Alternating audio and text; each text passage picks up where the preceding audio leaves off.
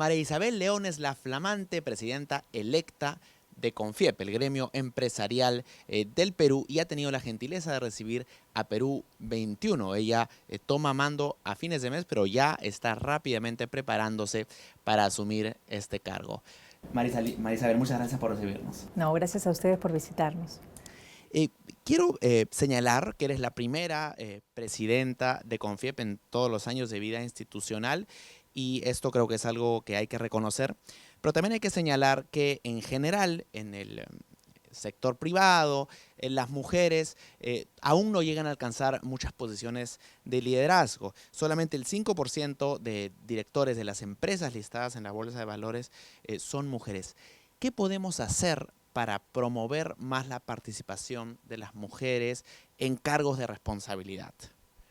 Bueno, yo lo que tengo que decir a mi favor es que he llegado donde estoy por mi trabajo, ¿no? Por mi trabajo y mi preparación. Yo estoy liderando temas gremiales hace 11 años y he ido escalando y subiendo en posiciones porque he querido hacerlo y porque evidentemente he aprovechado mis oportunidades, ¿no?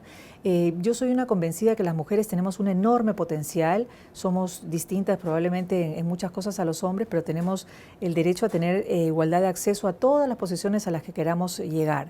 Y creo que lo que tenemos que hacer en el momento, porque estas cosas no se pueden imponer por decreto, digamos, vamos a promover la igualdad por decreto, ¿no? Esto tiene que ser un tema cultural que tenemos que ir transmitiendo y que se vaya comprendiendo al interior de las empresas que tener mujeres genera ventajas. Hay una serie de estudios, no los tengo en la mano en este momento, pero que han probado que cuando en los directorios hay mujeres, por ejemplo, hay mejoras inclusive en la parte económica de estas. Entonces, tenemos quizás una visión distinta a la que puedan tener los hombres y somos complementarios en el trabajo que podemos hacer. Así que yo creo que lo que hay que hacer es difundir más la presencia justamente de mujeres para que hayan otras que sepan que pueden tener exactamente las mismas oportunidades y que pueden llegar hasta donde quieran. Tú has manifestado que las cuotas no necesariamente son una buena herramienta para promover la participación de las mujeres, pero ¿no consideras que quizá las cuotas podrían ayudar a elevar, por ejemplo, ese 5% de directores de la BBL que solamente son mujeres?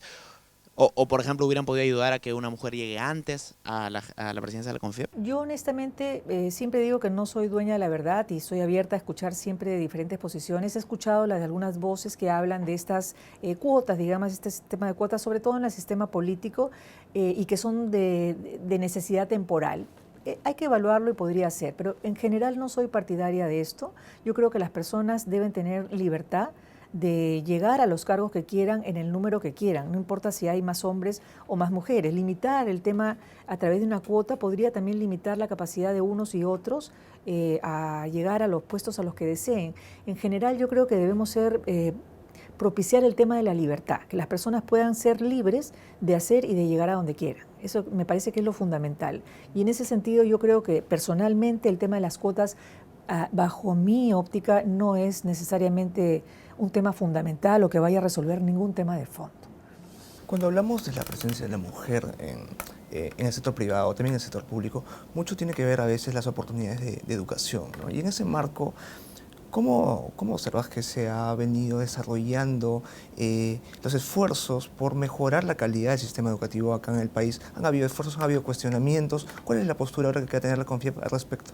Bueno, nosotros, evidentemente yo vengo de un gremio educativo, soy la primera mujer que asume CONFIEP, pero también además que viene de un sector social, ¿no? No represento al gran empresariado probablemente de minería o de pesquería, sino justamente del tema de educación, que es transversal a todos los sectores de la economía.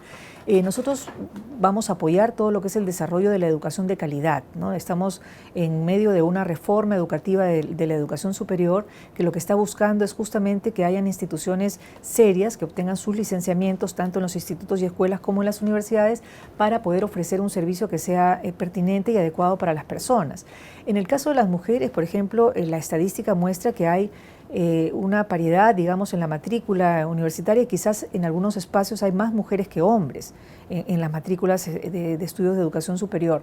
Lo importante es abrir esta posibilidad para que tanto hombres como mujeres sepan que pueden hacer o acceder a cualquier nivel educativo o a cualquier especialidad que deseen. Quizás las mujeres tenemos más inclinación por las carreras de corte social, que es lo que se demuestra además con la evidencia. Quizás los hombres tienen más inclinación a carreras de ciencia, pero esto no es excluyente. Y yo creo que esta mentalidad ya está cambiando. con demostraciones de que hay participación femenina exitosa en un lugar o un espacio o en el otro, y que eso puede generar que las que están confusas, digamos, puedan definir mejor sus aptitudes o sus, digamos, la importancia que le den a un sector o al otro en su formación para poder elegir. ¿Y respaldan el actual currículo educativo que se tiene, que se maneja de parte del Minedu? ¿Respaldan la gestión del Minedu actualmente? Claro, bueno, a la CONFIEP no le compete opinar en realidad de ese tema, pero nosotros somos un gremio empresarial que lo que hace es promover la inversión privada en el país. Estos son temas transversales definitivamente que nosotros, digamos, valoramos y dejamos que se manejen en los espacios que corresponden, ¿no? No es un sector en el que necesariamente tengamos una participación directa. Claro, y hablando en todo caso ya de algo que le compete, digamos que de lleno al sector privado, hace poco se vio en el legislativo la norma que plantea una regulación y que pone en orden las fusiones y adquisiciones, los procesos de fusiones y adquisiciones. Se le da una fuerza y una presencia, digamos, significativa al Indecopi como un ente que va a estar, digamos, a cargo de estos procesos. ¿Qué opinión tiene respecto a la CONFIEP? ¿Considera que el gobierno o el legislativo, en todo caso, y las decisiones políticas están haciendo bien en darle este poder o esa responsabilidad al Indecopi, o qué ajustes deberían hacerse desde su punto de vista? Yo creo definitivamente que las normas de fusión están presentes en todas las economías, en todos los países, y lo importante es ver cómo se va a concebir esta norma finalmente, cómo es que se va a definir, retroalimentándonos de todos los sectores, ¿no? Del sector privado, del sector regulatorio, del Estado, ¿no? Poder definir exactamente qué cosa es lo que vamos a entender como fusión, qué montos de dinero deben estar involucrados en una empresa que se va a fusionar con otra, para tratar de garantizar lo que es importante y que es el derecho que tienen las personas de ser informadas y de poder elegir, ¿no? De no crear una concentración que perjudique los derechos de los usuarios. O sea, en ese sentido, evidentemente, CONFIEP no está en contra de una ley de fusiones, pero sí hay que estudiar bien que, digamos, la forma como se dé la norma sea la correcta y sea, digamos, objetiva, ¿no? Y en el caso de la norma antielusiva, ¿consideran que esta va a contribuir a cumplir, por ejemplo, con algunos objetivos que se plantea el Perú para poder ingresar a la OCDE? Porque algunos de ellos están planteados y forman parte, ¿no?, de la agenda país. Mire, yo creo que uno de los principales problemas que tiene el Perú es justamente el tema tributario, ¿no? Si no hay una recaudación adecuada, no podemos tener dinero para hacer una redistribución. Pero uno de los problemas más fuertes que tenemos es la evasión en el pago de impuestos, de IGB y de impuestos a la renta, tanto de personas naturales como de empresas. Los montos que se manejan económicamente y que se informan son de 56.000 millones de soles al año de evasión. La evasión es ilegal, ¿no? Entonces ahí tenemos un problema enorme que, si se soluciona, estamos hablando del 30% o más del presupuesto nacional del año. Eso es lo que se evade, lo que las personas y las empresas no están dispuestas a pagarle al fisco. El tema de la elusión es un tema distinto, es un tema que no está penalizado, y son esos espacios que encuentran los contadores y los abogados para pagar menos tributos. Yo me acuerdo, por ejemplo, que un tema que a mí me llamó la atención fue cuando las empresas, en lugar de distribuir la utilidad, por ejemplo, entre los accionistas, lo que hacían era capitalizarlo, ¿cierto? Capitalizaban estas utilidades y luego, pasado el tiempo, reducían el capital, y sobre esta reducción no había un cargo de impuesto, ¿no es cierto? Entonces, esto era una clara forma de eludir el pago de impuestos. No se estaba cometiendo ninguna ilegalidad, pero evidentemente se estaba evitando pagarle al fisco. Esto, por ejemplo, fue corregido con normatividad. Entonces, estos son los actos de elusión que no son producto de una ilegalidad, sino de un espacio vacío, de un hoyo negro que existe en la legislación, y que se pueden ir regulando poco a poco para que el empresariado pueda tener las normas claras. Nosotros no estamos en contra de una norma de elusión. Los montos que se hablan de elusión al año están, digamos, entre 2.500 y 5.000 millones de soles al año de elusión. Esos son los montos. Acuérdese que en la evasión de impuestos a la renta y de IGB estamos hablando de 57.000 millones, o sea, una sustancial diferencia. Es decir, no quiero decir con esto que es menos importante, pero hay que solucionar aquello otro que es más perjudicial para el país, ¿no? La regulación de la norma antielusiva tiene que ser clara y tiene que ser predictible. Lo que no podemos es generar una norma que deje abierta la subjetividad de quien la va a aplicar, porque eso es muy peligroso. Quisiera pasar a un tema de coyuntura, el conflicto minero en las Bambas. Y quisiera preguntarle cómo califica usted la respuesta del gobierno, y también consultarle si cree que desde el sector privado se puede hacer algo diferente o mejor para evitar conflictos de esta naturaleza que sin duda perjudican la gran inversión, especialmente en el sector minero? Bueno, en el caso de las Bambas, yo considero que la empresa ha cumplido cabalmente con los compromisos que asumió con las comunidades, ¿no? Yo tengo entendido que han trasladado estas comunidades a una ciudad nueva, que las han construido. Yo quisiera que el Estado tuviera la capacidad de construir en las zonas rurales todas estas, digamos, instalaciones para los pueblos que están olvidados y que no tienen agua, desagüe, ni electricidad, ni calefacción, que podamos construir estas ciudadelas, digamos, donde puedan vivir.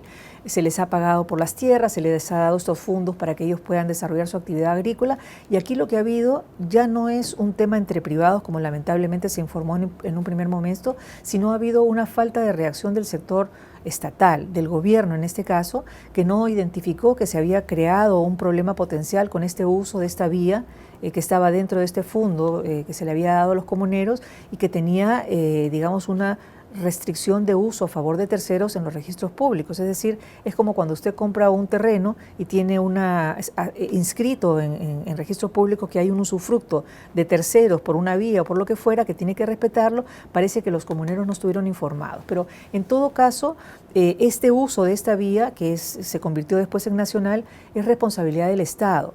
Y el Estado debe estar más presente en la solución de los conflictos, no esperar a que estos germinen y lleguen a una posición en la que se incumplen las leyes, por ejemplo, y se bloquean carreteras, que es el derecho también de los demás. O sea, se invade la libertad de las demás personas de su derecho de tránsito, ¿no? Está prohibido interrumpir vías y sin embargo se toman estas medidas extremas y se alargan los conflictos para poder darle solución. Yo creo que el Estado debe tener sus organismos, sus oficinas, que las tiene la PCM en este caso, muy activadas y muy en conexión de lo que está pasando en el interior del país para poder reaccionar a tiempo. Y pienso que el Premier ha hecho lo adecuado, ha dialogado con las comunidades, que es lo importante para solucionar los problemas. Los peruanos tenemos que mirarnos la cara y explicarnos las cosas que nos afectan para poder encontrar una solución. ¿Cree entonces que la respuesta del gobierno ha sido adecuada? ¿No cree que ha sido tardía? No, estoy diciendo que ha sido definitivamente tardía. El litigio de este problema ha demorado más de 60 días. No digo tampoco que lo que se haya solucionado, lo que se haya obtenido al final sea lo adecuado, porque, digamos, dentro de la lista de petitorio que ha presentado los comuneros para negociar, habían puntos que no se podían atender porque pertenecen a otro poder del Estado, como es el Poder Judicial. Entonces, sí creo que la reacción ha sido tardía y creo que es una lección aprendida que el mismo Premier ya ha señalado, de que ha reconocido además que ha habido ausencia de Estado y que no puede estar el Estado ausente al interior del país. Yo creo que es una lección de la que tenemos que sacar aprendizajes que hay que replicar en los siguientes conflictos, porque esto no se terminó de manera terminal, no está terminado, sino que van a generarse más conflictos seguramente más adelante, ¿no? Un caso como las Bambas, por ejemplo, o como el que se observó con el oleoducto norperuano o el lote 95 en Loreto, ¿podría ser una mala señal en algún momento para que se reajusten las expectativas del sector privado en cuanto a lo que son inversiones para este año? ¿O en realidad es un tema que pues, ha sido un pequeño, llamémoslo así, sin querer minimizarlo, exabrupto y un bache, por así decirlo, en cuanto a lo que es el manejo de la inversión privada y los procesos en el país del sector privado, pero no va a llegar a más? Yo creo que el tema de las Bambas ha sido un tema importante que, como digo, nos ha dejado lecciones que aprender. Y yo sí creo que debe haber un ambiente de negocios más positivo, propositivo dentro del país, ¿no? O sea, esta confrontación permanente que hay entre los poderes del Estado, el Poder Ejecutivo, el Congreso de la República, y últimamente también se involucra al empresariado en este rol, digamos, no suman para un clima adecuado de negocios. Yo creo que tenemos que calmarnos, tenemos que sentarnos, tenemos que dialogar y encontrar las mejores formas para que los capitales privados sigan viniendo, sigan queriendo venir al Perú.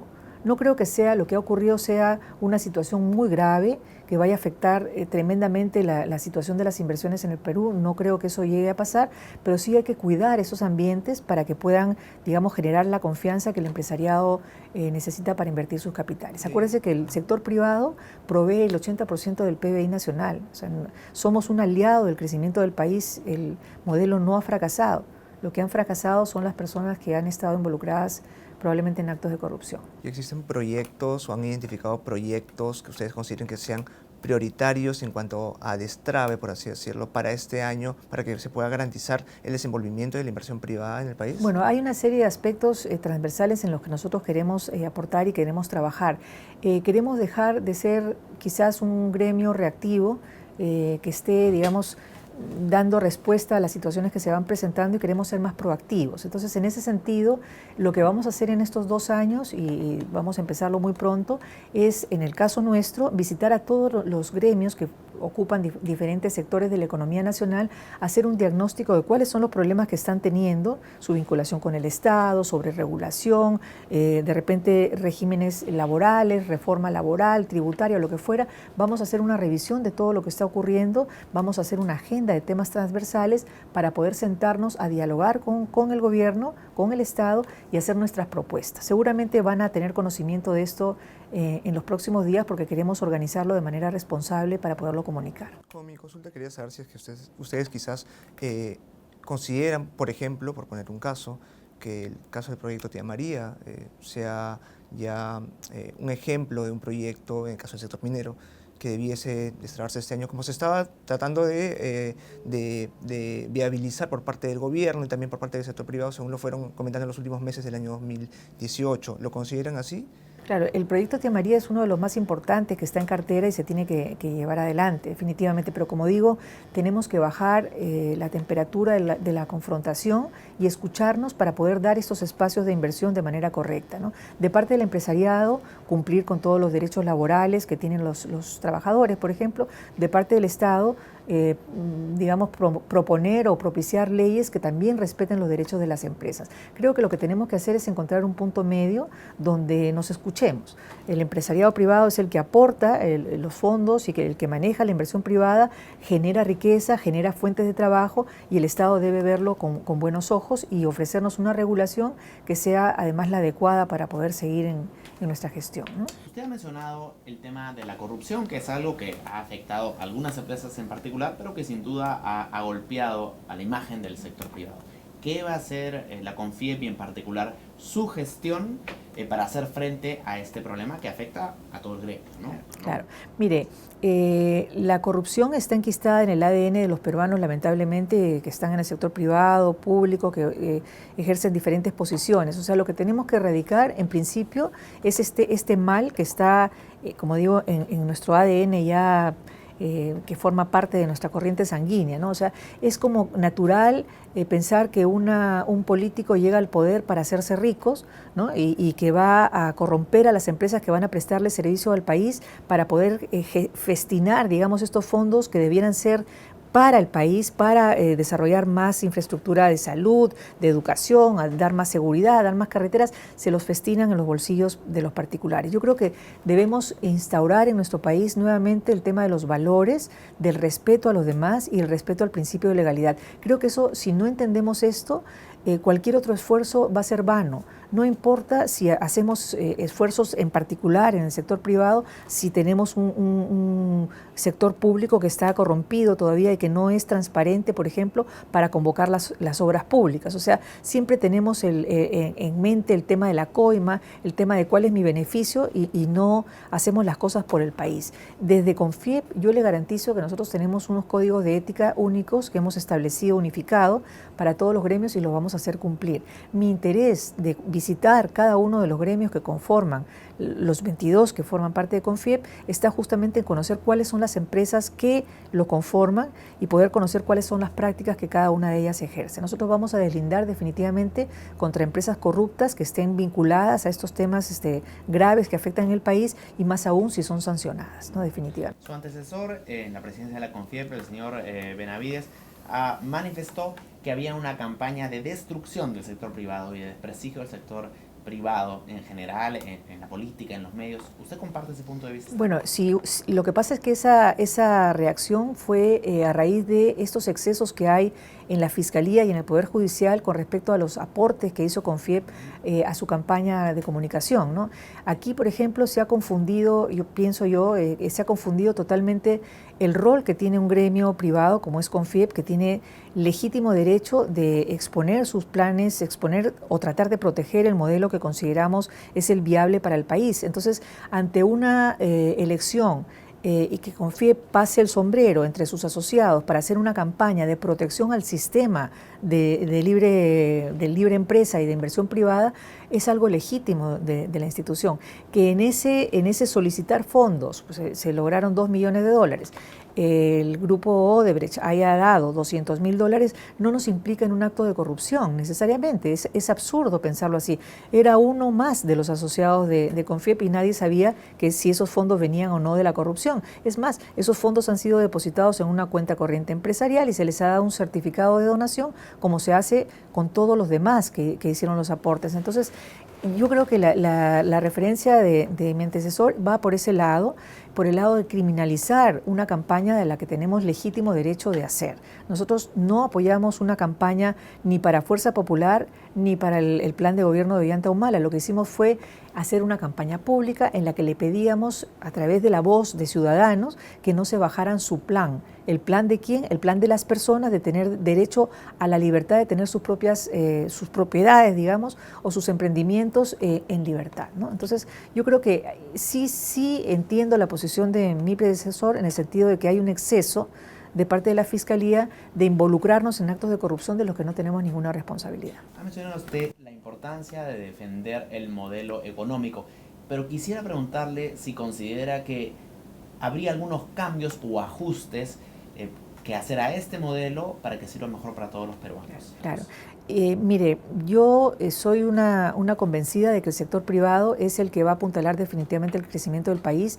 Estoy convencida que la empresa privada es sumamente importante, pero también estoy convencida de que nosotros tenemos que mirar, por ejemplo, la parte laboral con un poco más de cuidado, ¿no? O sea, siempre se dice que nosotros buscamos el trabajo precario, contratar a la mano de obra barata, y yo creo que eso es un error. O sea, los colaboradores son fundamentales para el desarrollo de las empresas y sobre todo para las empresas del siglo XXI, que tenemos una visión de responsabilidad social. Y ahí sí creo que hay un tema que tenemos pendiente desde el empresariado hacia el gobierno y hacia el Estado y hacia los trabajadores para poder revisar un poco todo este sistema y esta reforma laboral, ¿no?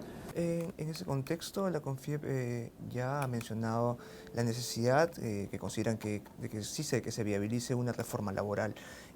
Y los analistas, los especialistas, los abogados laboralistas han comentado que bueno, hay muchas opciones de poder viabilizarla.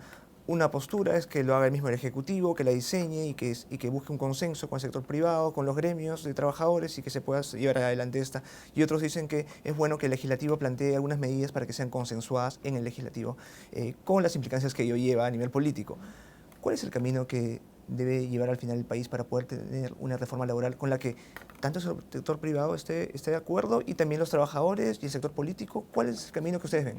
Yo creo que el camino es, digamos, esta visión tripartita entre el empresariado privado, los sindicatos y el Estado. O sea, tenemos que tener una visión conjunta, sincerar cuáles son estas propuestas de reformas que existen, o sea, que están sobre la mesa y otras que vamos a nosotros a consensuar al interior de nuestros gremios para poderlas hacer públicas y discutirlas. O sea, tenemos que discutir los pros y los contras, pero con sinceridad. O sea, cuantificar el impacto que tienen estas medidas tanto para los empresarios como para el Estado y los trabajadores para poder llegar a algún acuerdo final. Yo soy una convencida de que el diálogo es la única herramienta que nos va a sacar del estancamiento. Ninguna imposición puede ser unilateral. ¿La reforma debería verse entonces en el Consejo Nacional del Trabajo? Sería ideal.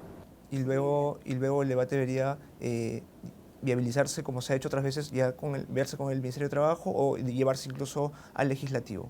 Yo creo que es más, o sea, el debate podría darse, por ejemplo, en el interior de nuestro gremio lo vamos a tener, es un tema transversal que es muy importante para nosotros, vamos a debatir internamente, vamos a cuantificar los proyectos de ley que hay, vamos a probablemente, como decía, proponer algunas ideas que tenemos, pero debidamente sustentadas y acotadas para ver cuál es el impacto que tienen, ¿no? Porque no se trata de hacer medidas que intervengan, por ejemplo, también el tema de la inversión privada de manera unilateral, ¿no? Tenemos que escuchar cuáles son los beneficios o perjuicios que pueden haber con unas medidas u otras y por eso es que repito que es necesario el diálogo para poder evaluar estos temas, ¿no?